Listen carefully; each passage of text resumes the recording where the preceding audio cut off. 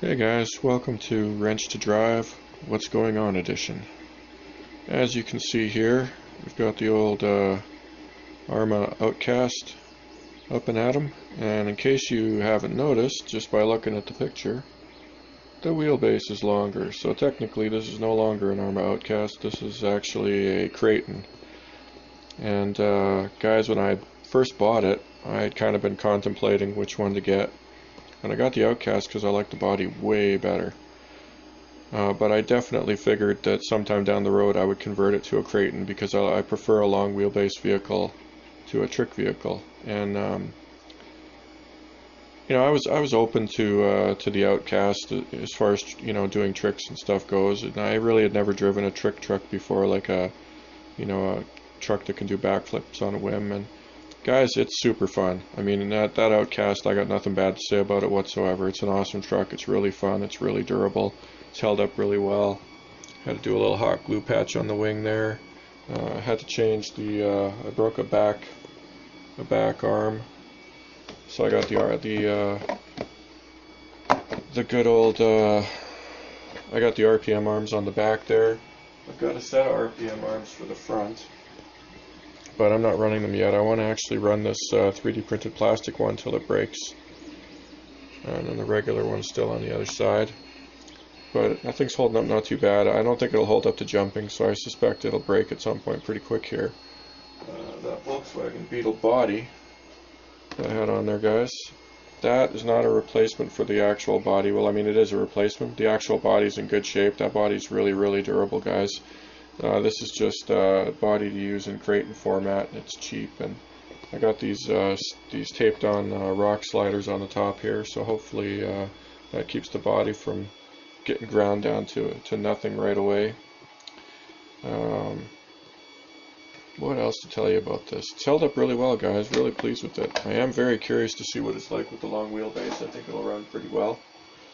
I'm expecting good things. I expect I'll like it better because I do kind of prefer a more car-style driving experience. Good handling and keep the front wheels on the ground. The Outcast is awesome, but it is prone to those front wheels picking up in the air.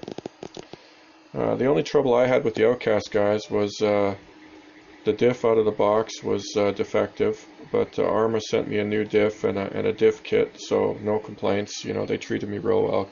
Nothing to get upset about there. And the new diff was perfect. The original, what was wrong with it is it would just loosen up like practically instantly. Like you'd get maybe 5 minutes of driving and it would loosen up and you'd have to tighten it up again. Like when I say loose, I mean stupidly loose. So it was annoying. I was running it just rear wheel drive for a while just to be able to actually run it for a bit without without having to pull the drive shaft out and tighten up that diff. But yeah, the new diff's been perfect. My only other beef was the stock Arma radio. This is a Dumbo RC cheapo that I stuck in there. It's got fantastic range, guys. I mean, if you can drive it to the point where it's out of range, I don't know. You're a better man than me because it just goes on forever. This radio, it's kind of cheap in quality in terms of feel, but it works really well, guys. It's an excellent radio. I accidentally got the one without the gyro. It's just a 4-channel, but the range is good. The feel of it's pretty good. Only thing, a minor criticism, I kind of like the foamy steering wheel cover that's on a lot of radios. This doesn't have that, no big deal. It doesn't have the trim knobs for the extra channels. It's just got switch-driven extra channels, but they work fine. I've used this in a crawler briefly just to test it out. Yeah, it works really good, guys. It's a 3-position and an on-off, and then it's got the dual rates and the trim and whatnot. For a less than $30 Canadian radio, closer to $20 American, I got nothing bad to say about these. They work really, really well. And with this Outcast, with that stock radio being glitchy, and it has lag, I mean, a $30 radio, and this truck is way, way better, guys. So highly recommend spending that money. Other than that, nothing bad to say. This truck is awesome. Tires hold up pretty well. You can see the tread's in pretty good shape, and I drove it on grass and dirt quite a bit, tried to stay off the pavement because I really didn't want to wear out a set of $100 tires just doing nothing of substance. But Yeah, they've held up good. No problems with the wheels. They haven't broken or anything. I'd seen a couple of comments of guys that have broken wheels, but I mean these things have been bulletproof. This thing has done, oh god, 1,000 cartwheels, guys, like 1,000 crazy 40 km/h, 50 km/h cartwheels, and you know nothing's broken. It's I broke 2 arms. The one was on a cold day on a really weeny jump, and I think it was the cold weather, guys. I really do, or it was damaged from before. The other one, the front one, was on a really cold day, like -10 Celsius. Something like that, and I accidentally smoked into a metal pole, and it literally exploded into a million pieces. Like you know, that's totally my fault, guys. I don't think that was a flaw with the arm. And the RPMs, actually, I didn't put too many miles this winter because the weather's been quite shitty, and we went from not very much snow and cold to not that cold, but just stupid amounts of snow, like too much snow to even drive. So yeah. No complaints, guys. I can't recommend this truck highly enough, to be honest with you, and I'm really curious to try it out in Creighton form because a lot of guys seem to like the Creighton better. So I'll keep you posted on that. And that's it for I guess it's a bit of an outcast a year in review. And yeah, I mean, if you have any money left after this whole coronavirus thing, if you can get a used one from somebody that needs some cash, definitely, guys, definitely. I mean, this is a durable truck. You know, the plastic diffs and stuff. I mean. Oh, I should let you guys know, if you need parts on eBay, there's a company out of the States called Jenny's RC, JRC on eBay, that sells parts. They basically buy trucks, tear them down, and sell the parts for reasonable amounts of money. And one of the things that you can see is you can see which parts are in demand because they disappear really fast when they strip down a bunch of trucks. Guys, you can always get diffs for these things. Always. That tells me right there the diffs are not a weak spot. Drive shafts are expensive, and you know you can get them, but they're not a super reasonable price. So you can tell people must be breaking drive shafts, or they wouldn't be getting the money for them. Oh, actually, I broke one arm too. I broke one of these arms, guys. Sorry, one of these turnbuckles. Broke the metal shaft. So that's another thing I bought from them. They were really reasonably priced. I bought all my Creighton conversion stuff from them. Bought the chassis, bought the drive shaft. I actually bought, it's a set of stuff that comes with the side plastic and the mounts, or sorry, the shock mounts, the skid plates underneath, all kinds of stuff for a really reasonable price. So if I go to sell this thing, I can put on nice shiny plastic that doesn't have, you know, just ridiculous amounts of scuffage. And that wasn't expensive at all, guys. Like $40 for just tons of stuff, like hinge pins, all, you know, just a schwack of miscellaneous stuff. So Jenny's RC, JRC on eBay. Check those guys out. They're really good. Prices are very reasonable. If you're in the States, it's even more reasonable. If you're in Canada, the parts prices are really low. The shipping is a little pricey, but you know it's very effective. That, you know, stuff gets here really quick. So I can't recommend them highly enough. Yeah, my one other beef, guys, is the shocks leak, which it's kind of a problem with these trucks. It's a very known issue, but you know, to me, not that big of a deal, guys. It is what it is. Lots of RC cars, the shocks leak. So, yeah, it's an awesome truck, guys. Jenny's RC for parts. And, I mean, if you'd seen what I've done to this thing with my crappy trick truck driving, you know, the few things I've broken, nothing to get too excited about. So, yeah, that's the beast, and I'll move on to something else. This, guys, is the WPL C24 Rock Bouncer mod. You can also use it with the C14. Guys, you can either use the stock chassis and mount it to the endpoints of these. You can mount it to the endpoints of these sort of ladder style cage parts, or you can use these plastic rails that I made. They're kind of wimpy. They bend a lot, but I don't know. They seem pretty sturdy, guys. We'll see if they hold up or not. And I made an electronics tray that you can mount your servo to. And then there's a really corny hinge back here. And yeah, it goes together really easily. The only problem I'm having, guys, is both my drivetrains are out of action. My 2-speed gearbox motor went up in smoke. And my stock gearbox, I broke a tooth on one of the gears doing crash testing on those bumpers that I stuck up on Thingiverse. So, yeah, it's out of action, guys. Unfortunately, I really wanted to run this thing, but unfortunately I don't have any way to make it go at the moment. So it's probably going to be another month or so before stuff gets here from China. But, yeah, I think this thing turned out kind of neat. It's You just it's got these little hinges here. You just crack them open, and you can swing up the top and get at whatever you need to, and then you swing her back down, and you just latch these hinges, and away you go. It's actually pretty durable. I bounced it around quite a bit, haven't broken anything. This ugliness back here, I just didn't clean up the plastic because I wanted to see if it was durable before I put a bunch of work into cleaning it up and making it look nice. I used screws in a couple of spots, hinges, and up here the front hinge, and the rest I actually used brad nails and hot glue to fasten it all together. And it seems pretty solid, guys. I'm gonna figure out how durable it is, but so far I'm pretty optimistic. It doesn't seem like it's gonna be wimpy, so that's a cheaper way to put it together than using a whole bunch of screws. So yeah, give it a check out. It's on Thingiverse.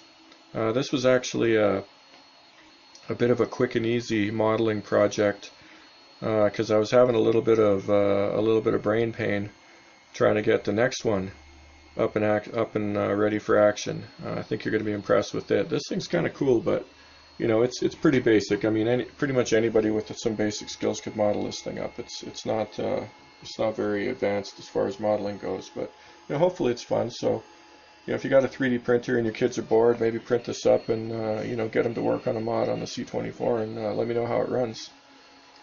Oh, and these wheels, guys, these are super common. I can't remember what brand they are, but I got them off eBay for like $6. They were really, really cheap. Now the only downside is this rubber is not very soft. I don't know if you can tell, but it's quite firm. And these tires are a little bit big for the C24. I got them because, you know, $6, super cheap. And they rub on the fenders if you try to run them on the C24. But on this bouncer here, I think they're going to work really well. And they're a little bit bigger, and like I said, a little on the firm side. But for a bouncer, I think it looks pretty good. It should work pretty well too. So give them a try and let you know. If you're looking for those, just search for C24 wheels and tires. I think Banggood has them, and I mean, like I said, I got them off eBay for just insanely cheap. So there's that bad boy. Here's the one that I'm excited about, guys. This is a 10th scale tube frame for a rock bouncer. So basically converting a rock crawler type vehicle into a rock racer type vehicle. And I've got some custom frame rails 3D printed up. These are the shock mounts. What you hear printing in the background right now is actually the cross braces that let me put this together. Oops, didn't get a very good shot of that. There we go. So there's the frame rails. I think they're pretty solid, guys. I reefed on these pretty good, and like there's not much flex in them, guys. I'm actually pretty optimistic that they'll be quite durable. So if you've seen my channel, you guys know that I've got my my Fall Guy Honcho project. That's a mostly 3D printed rock crawler.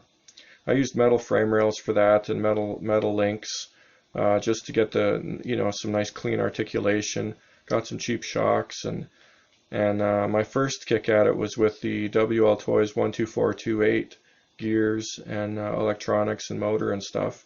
Works pretty well. It's geared a little bit high, and that's kind of what got me thinking about doing this, guys, because if it's too speedy for a crawler, well, hey, turn it into a rock racer. 30-35 kilometers an hour is perfect speed for a rock racer type car. And yeah, it got the old gears turning in the old brain pan there, and this is what I came up with. So I don't know about you guys, but I think it turned out pretty well. It's Volkswagen Beetle inspired, obviously, and yeah, I don't know, I'm pretty pleased, guys.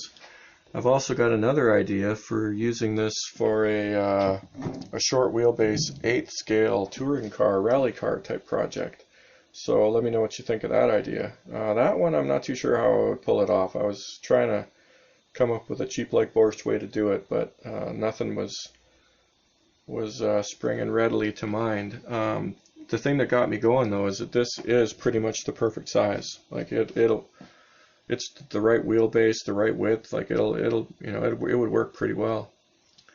So that's a project that's coming down the pike, guys. I'll be putting this together very shortly. Actually, my one cross brace just finished printing, and I'm going to start up the other one, and then I'll basically have all the parts I need to put it together. So very shortly you should see a video of this and in action, and I'll let you know how durable it turns out.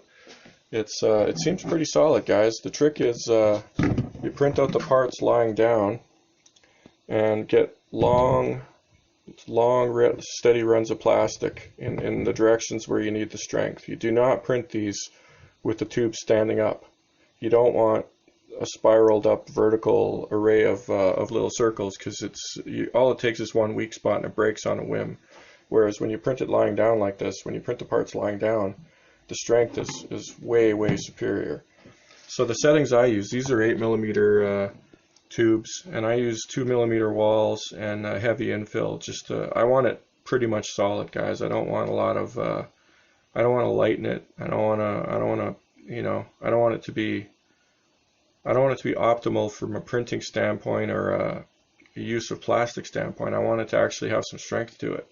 So I turn up the heat 5 degrees on the PLA, and then, like I said, make sure that the print orientation is good. And as I designed this, I tried to make everything printable so that it would be as strong as possible. So yeah, we'll see, guys. I'm kind of optimistic. It seems like it'll be pretty decent, and obviously it's not going to hold up to 50, 60, 70, 80 kilometer an hour crashes. I think the 3D printed parts just aren't that strong, guys. But 30K? I think it's probably going to be okay. 30, 40K, if you treat it with a little bit of respect, I actually think it'll be fairly durable. Pure basher? No. But, treat it fairly nice. Don't just, fling it off of cliffs and stuff. I think it'll actually hold up all right. So we'll see. Like I said, it should be rolling very shortly. So that's the other project on the go. I'll show you another one right away here, guys. Alright, guys, you've probably seen this before if you're a fan of the channel. This is my SCX-10 clone built on WL Toys 12428 running parts. So I had one guy comment, this is the most radical WL Toys mod he's seen, and he's right. I don't know if it really is a WL Toys mod, but I'm kind of calling it that, because back axle, the guts of the front axle, all the electronics when I first started out, the center gearbox, motor mount, drive shafts, WL Toys 12428 parts, guys. My goal was to take a car that maybe people have gotten bored of and turn it into something else for a small amount of money. And I figured, to me, rock crawlers are kind of overpriced, in my opinion, guys. They're not the pinnacle of technology. They're pretty easy to make. And out of China, even a cheap one in Canada, by the time you get it here, it's $350. That's kind of pricey. My Red Cat Gen 8 for $400 is a way better deal, guys. Way better deal. Not even close. So I thought to myself, hey, maybe a guy can convert a WL Toys into a rock crawler for cheap and have it, be a really capable rock crawler. Well, I'm pretty impressed with this, guys. Since the videos that are on the channel, been running it a little bit more. It's taken some tumbles, taken some crashes. I haven't broken anything, guys. Some very minor damage. I cracked a running board. I think this is the one I broke. I broke that one leaning on it. I accidentally put my hand down right on it and snapped it. This one, there's a little crack right there, guys. That's some damage from actually driving this thing. So, by no means a catastrophe. Everything else I think is held up all right.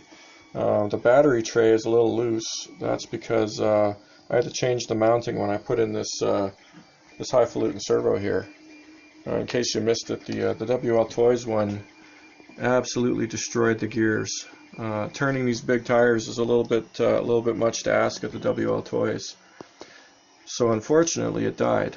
And that's why I'm running non-stock non-WL Toys electronics. I'm using an aftermarket receiver and radio combo. It's my trusty O-Star AX6S. I'm actually running the speed controller out of my Red Cat right now. Works really well. It's a good speed controller, guys. It's a little overpriced if you were just to buy one. I would go with the Hobbywing 1060 if you need to buy one, but this thing, if you get your grubby little paws on one second hand or something, it's good ESC, guys.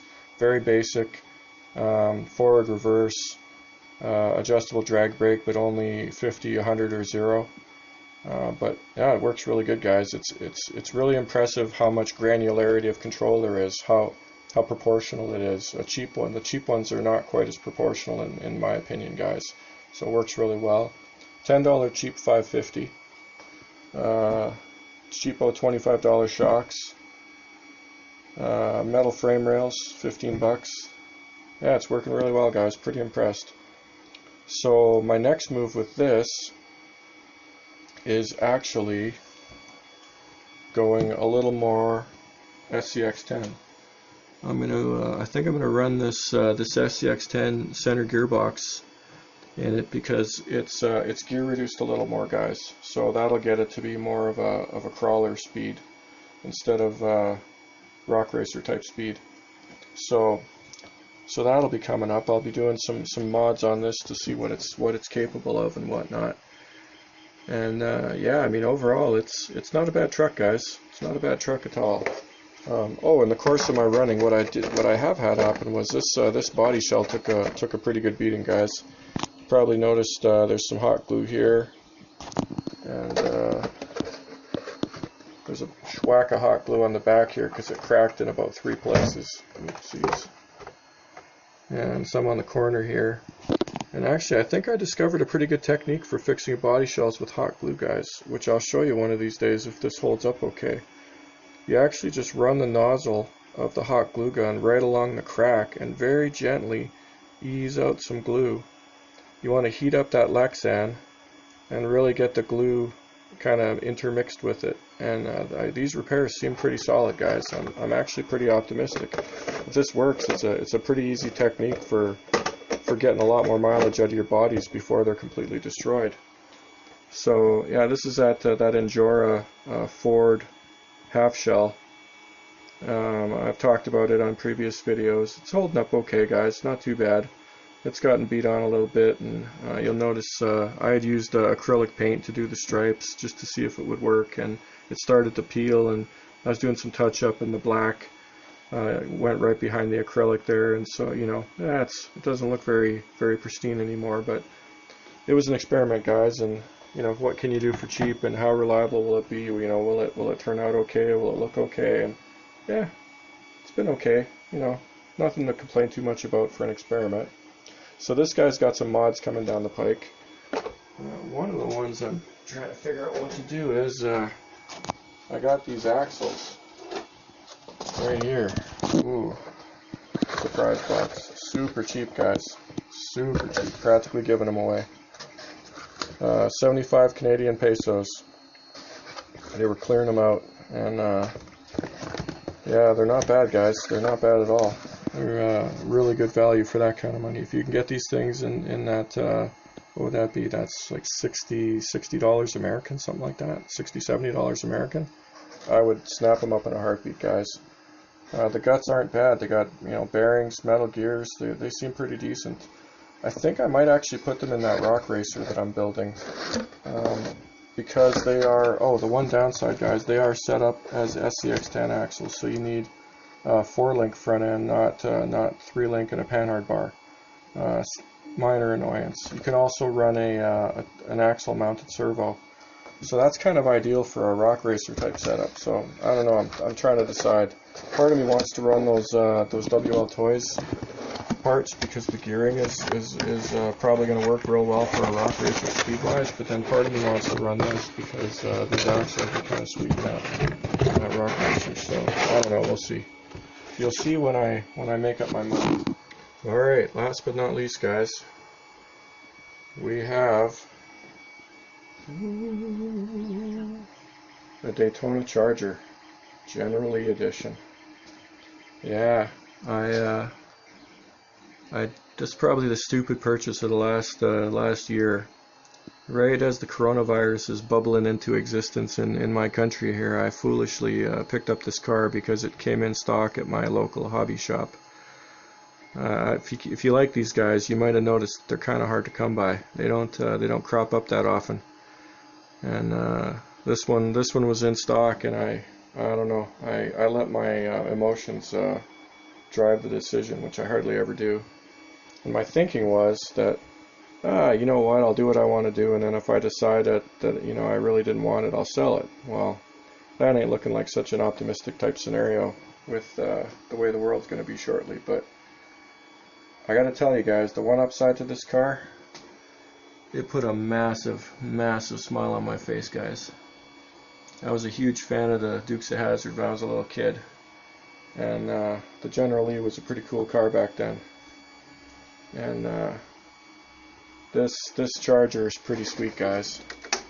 It's a really nice looking body shell, and I made up these 3D printed wheels. Made a Daytona nose. Yes, I know it's a little bit dimensionally inaccurate. I have another version that goes down to the bottom of this little bend here and lines up with the bottom of the spoiler that is pretty close dimensionally to exactly correct. I just got to print it out. Unfortunately, this nose is kind of heavy, guys. It's about 100 grams, and including supports when you print it. And that's quite a bit of plastic, guys. So if it takes a few tries to make it, it ends up costing about 10 bucks. And for now, I'm just going to run this one. I think the wing turned out alright. The mounts are kind of cheesy, you might have noticed. I just wanted to make sure it actually worked before I went and made everything absolutely pretty and perfect. These are going to show up on Thingiverse at some point here. I think it turned out alright. It's not perfect, but if you figured out one thing about me, it's that perfect and I don't often collide in the same sentence. Now the other thing I did with this, guys, as you know, I also like to make some 3D replacement parts that you can print out for your cars. So we got a back arm, back knuckle, upper arm, and a shock mount. So those will show up on Thingiverse as well, guys. They seem to work really well. They're, if anything, they're actually just a hair tighter than the stock parts in terms of play. I don't know if you can. There's not much play there, guys. Stock, this is a pretty well-made car, guys. Stock, it's good, but if anything, I would say that the modded parts are potentially even a little bit better tolerance-wise. So that's a win. Now the only problem I've had with this, guys, is out of the box the stock ESC does not work. It runs for a bit and then it kind of throttles back to power, and I'm not quite sure why, guys. I think it's defective. So I put in this cheapo Chinese one that I got here off of Banggood. I got this ESC and a motor in a combo for 20 whopping Canadian dollars, like 15 bucks American. And it's a 60 amp ESC, so I figured, well, we'll throw this in there and see what happens. And you pop this in there and everything works just fine. So yeah, I think the ESC that was with it is a dud. Another fellow YouTuber that I had watched one of his videos about he picked up the Chevelle version of this car, and he had the very same problem. So I think it's a failing that's at least somewhat common to these cars, guys. But be that as it may, it's still pretty cool, guys. I'm a little bit, my emotions are a little bit mixed when it comes to the car itself. I really like the Charger body, but the car itself, it's kind of an entry-level touring car. One thing, in case you don't know, the pinion is pressed onto the motor, which is kind of annoying. It's not attached with a grub screw. That's kind of a pain in the ass. A lot of guys won't like that. So if you want to put in a bigger pinion or a smaller pinion, if you have, like I was thinking about putting bigger tires on this and using it with that Volkswagen tube frame shell. But it's a little bit tricky because you're going to want to gear it down if you put big tires on it, and unfortunately getting that pinion off is a bit of a hassle. The other problem is with like 90mm buggy tires, that you need to do a little bit of tweaking. They actually are going to rub up against the bumper, no problem, but potentially the body as well. A bit more of a problem there, guys. So yeah, something that I'm kind of pondering down the pike. And then the other thing is, I don't know if you know about these guys, that they run these simulated brake discs. It's a plastic hex with a brake disc attached to it that sits on top of it's kind of a Y-shaped hex on the actual knuckle. I don't know, I'm not that big a fan of this setup, guys. It seems a little hokey to me, but it is what it is. That's what comes with the car. I'll show you that in another video at some point, guys. But overall, it works fine, guys. It's not bad. I mean, this thing's 300 bucks Canadian where I live, which it's not insane, guys, because that body is super nice. Like, that's a $100 body shell if you just want the body shell, like minimum, in Canadian dollars. So not cheap at all, guys. It's, you know, I think the car is about $210 American, and the body shell's, you know, about 80 bucks American if you want to pick one up. So, you know, you're not paying that much for the car itself, and yeah, it's not bad, guys. It drives, it's fun. There's a video coming. I didn't get much footage the first time out. So I'm trying to cobble together something that's a little more entertaining, and some of this babble will be duplicated. But anyways, that's something else that's on the horizon, and those parts will show up on Thingiverse, and yeah. So that's it for today. Thanks for tuning in.